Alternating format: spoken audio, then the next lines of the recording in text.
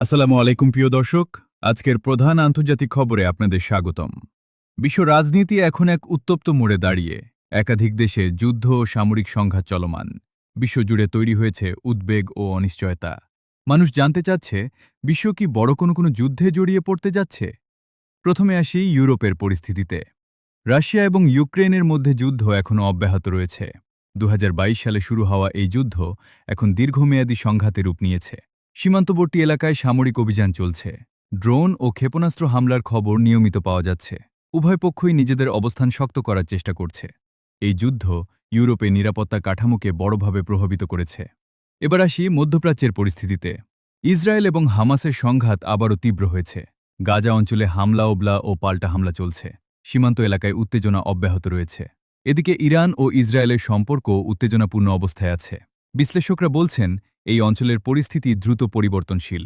যদি বড় শক্তিগুলো সরাসরি জড়িয়ে পড়ে, তাহলে পরিস্থিতি আরও জটিল হতে পারে। আফ্রিকা মহাদেশেও চলছে বড় ধরনের সংঘাত। সুদানে সরকারি বাহিনী ও প্রতিদ্বন্দ্বী সশস্ত্র গোষ্ঠীর মধ্যে লড়াই চলছে। এই সংঘাতে বহু মানুষ বাস্তুচ্যুত হয়েছে। মানবিক সংকট তৈরি হয়েছে বিভিন্ন অঞ্চলে। আন্তর্জাতিক সংস্থাগুলো পরিস্থিতি নিয়ে উদ্বেগ জানিয়েছে। বিশ্বের বড় শক্তিধর দেশগুলোর ভূমিকাও এখন গুরুত্বপূর্ণ। ইউনাইটেড স্টেটস, চায়না এবং রাশিয়া তাদের কূটনৈতিক তৎপরতা বৃদ্ধি করেছে। কিছু ক্ষেত্রে সামরিক প্রস্তুতিও জোরদার করা হয়েছে। তবে এখন পর্যন্ত কোনো দেশ আনুষ্ঠানিকভাবে বিশ্বযুদ্ধ ঘোষণা করেনি। যুদ্ধের প্রভাব পড়ছে বৈশ্বিক অর্থনীতিতে। জ্বালানি তেলের দাম ওঠানামা করছে। খাদ্যদ্রব্যের মূল্য বৃদ্ধি পাচ্ছে অনেক দেশে। আন্তর্জাতিক বাণিজ্যে অনিশ্চয়তা তৈরি হয়েছে। বিশেষ করে উন্নয়নশীল দেশগুলো বেশি চাপে রয়েছে। এখন বড় প্রশ্ন, তৃতীয় বিশ্বযুদ্ধ কি শুরু হয়েছে?